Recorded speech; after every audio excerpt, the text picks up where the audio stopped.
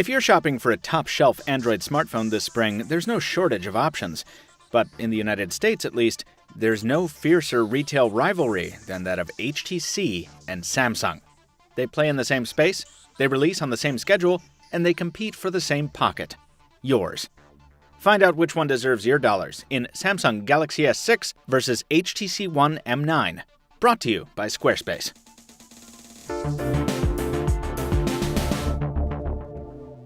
For the past 3 years, HTC has spanked Samsung in our opening category, hardware fit and finish. From special polycarbonate to aluminum unibody, the Taiwanese company has always placed a premium on how a device looks and feels, while Samsung has traditionally been content to iterate slowly on the same basic design. This year, though, the roles are reversed. HTC is now the more conservative contender, while Samsung is the bold reinventor. And with that turning of the tables, the company's respective Android flagships are now closer to parity. That's not to say they're the same. While each is attractive in its own way, they're still about as different as can be. HTC retains its all-aluminum approach with the One M9, this year incorporating sharp edges, double anodization, and a dual-tone finish to make the heavy and thick handset more evocative of a refined wristwatch. Meanwhile, Samsung goes in a completely different direction with the S6, whose glass sandwich construction is much smoother and rounder. It's also lighter and thinner in the hand and in the pocket, but thanks to its metal midplate, its subtle chamfers, and whatever coating they're using on that Gorilla Glass 4, it doesn't look or feel any less premium. The Samsung design is also the easier one from a control standpoint. It sensibly divides power and volume buttons across two sides of the chassis, and it makes the neighboring SIM slot perfectly flush. HTC crowds all its buttons onto one side rail, along with the memory card slot that sort of feels like a button. That makes it harder to discern the M9's keys by touch, and they're also not as satisfying in travel or feedback as Samsung's. Speaking of buttons, Samsung incorporates a new and very accurate fingerprint sensor into its physical home key. That particular bit of biometrics is absent from the One M9, as is Samsung's now expected heart rate and blood oxygen sensor. Rounding out Samsung's hardware advantage is its absurdly high-resolution display. It's got over 100 more pixels every inch than the One M9. But that resolution advantage is overkill, and you're not likely to notice it unless you're looking for it, or you're using Samsung's Gear VR headset. The real edge Samsung's screen offers is its Super AMOLED technology, which brings darker blacks, deeper colors, and a broader range of brightness settings. Samsung's lead is less pronounced in software. I still find HTC Sense better looking than the skin formerly known as Samsung TouchWiz out of the box. HTC seems to have a keener eye for modern design, and Samsung still hasn't been able to fully divorce itself from its cartoony roots. HTC Sense 7 is also highly customizable. Its soft keys can be changed up on the fly for easier one-handed shortcuts, and there's a much more robust theming engine now. You can make Sense look like pretty much anything you want, right down to customizing your typefaces or creating a theme from a photo or from scratch.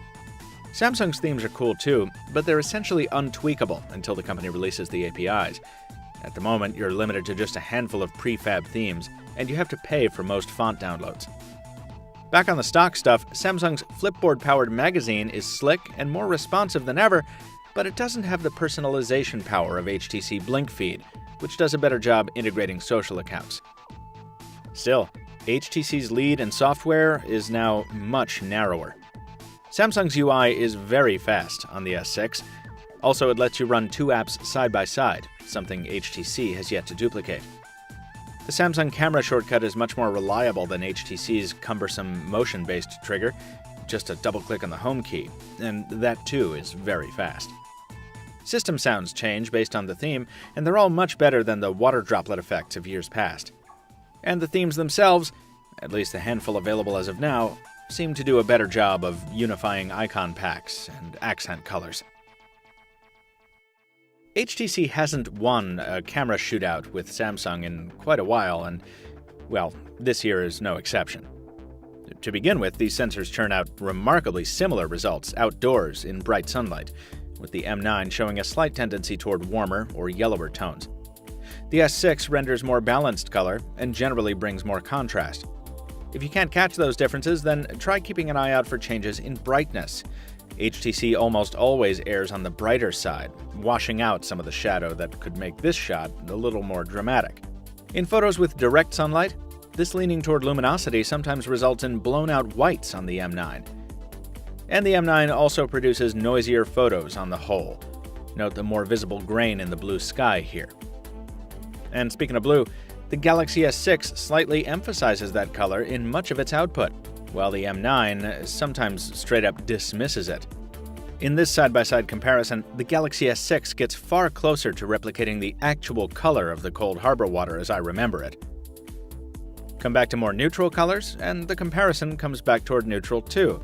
Neither phone seems to have any trouble with macro photography, as the tiny hair sticking up from this pewter statue will attest. Switch over to HDR, and you'll find that HTC brings more light out of the shadows, as it did in our M9 versus iPhone 6 comparison. But notice that the M9's photos also wash out more, resulting in a duller, deader photo. Samsung does a better job of preserving the scene's color, contrast, and texture. As the sun goes down, the differences are magnified.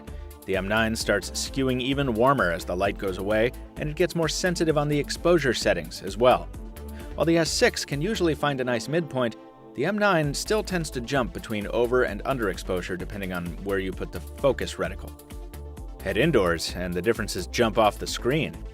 The Galaxy isn't immune to digital noise, but the M9's pictures are defined by it. And the farther away you get from your subject, the worse off you are. The M9's resolution advantage might work for it on the spec sheet, but the Galaxy's optical image stabilization and larger aperture make it the phone to pick if you're a night owl. The Samsung is also the better choice if you're a video taker, though here it's for a different reason: focus problems. As the camera moves, the S6 cleanly transitions between distant and close objects, moving or still, and it smoothly ramps exposure up or down as needed. By contrast, the M9 is constantly readjusting its focus in jarring jumps as the camera pans, and the impact on detail is obvious. Pair that with the hardware stabilization on the S6, and you've got a clear winner in the camcorder department as well.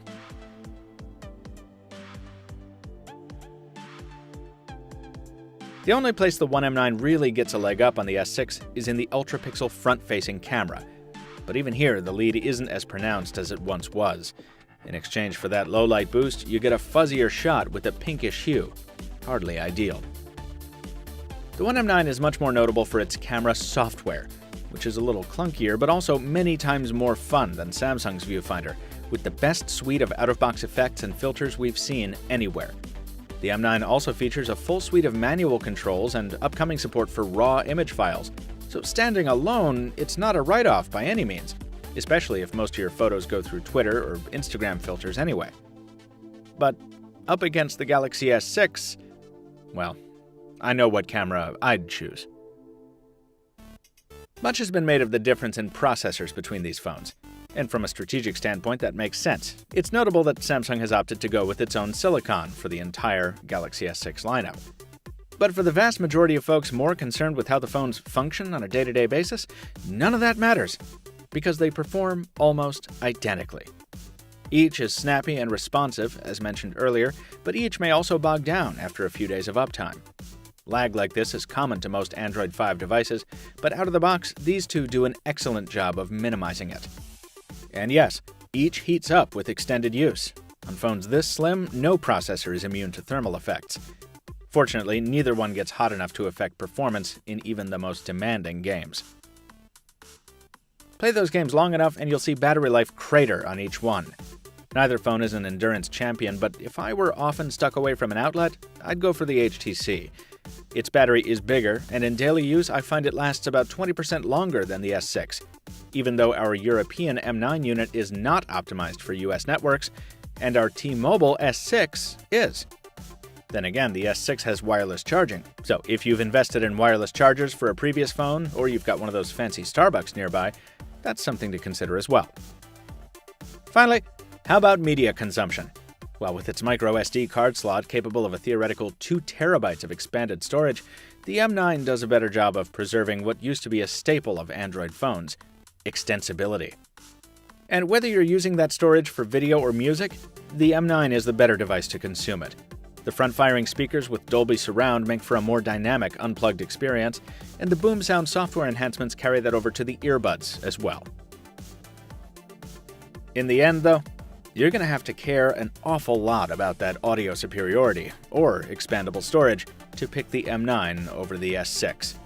Sure, there's the question of aluminum versus glass, too, and some might like Sense so much, or hate TouchWiz so much, that the One is the only way to go here.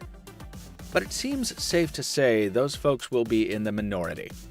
In the past, Samsung has relied mainly on its massive marketing resources to shoulder HTC aside, despite the latter often having the superior product. With this generation, that reality changes. Samsung has finally started listening to its audience, and the result is the company's most competitive smartphone ever.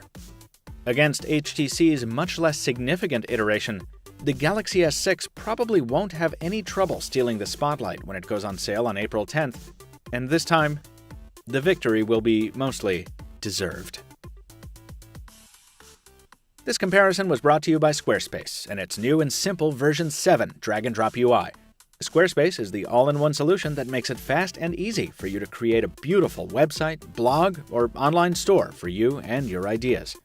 Visit squarespace.com/pocket now for your free trial and up to 10% off. You'll be getting a good deal and showing your support for Pocket Now as well. Squarespace. Start here, go anywhere. For more on the HTC One M9, check out our full review at pocketnow.com, which is also where you'll find our full Galaxy S6 review just as soon as we're finished baking it. Subscribe so you don't miss it, and give this video a thumbs up if you did enjoy it. Till next time, this has been Michael Fisher with Pocket Now. Thanks for watching. We'll see you soon. One M9, brought to you by Squarespace.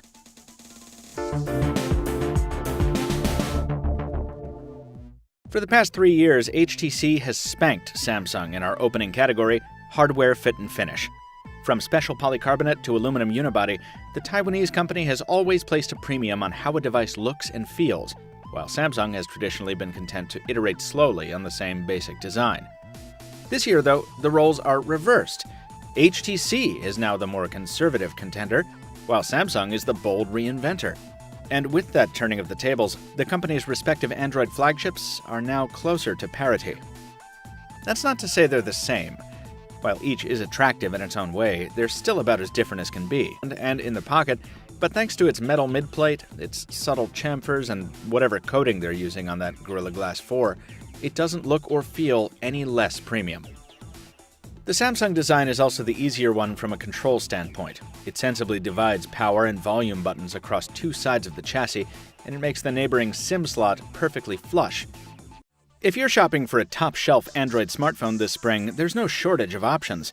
But in the United States, at least, there's no fiercer retail rivalry than that of HTC and Samsung. They play in the same space, they release on the same schedule, and they compete for the same pocket. Yours. Find out which one deserves your dollars in Samsung Galaxy S6 versus HTC. HTC retains its all-aluminum approach with the One M9, this year incorporating sharp edges, double anodization, and a dual-tone finish to make the heavy and thick handset more evocative of a refined wristwatch. Meanwhile, Samsung goes in a completely different direction with the S6, whose glass sandwich construction is much smoother and rounder. It's also lighter and thinner in the hand.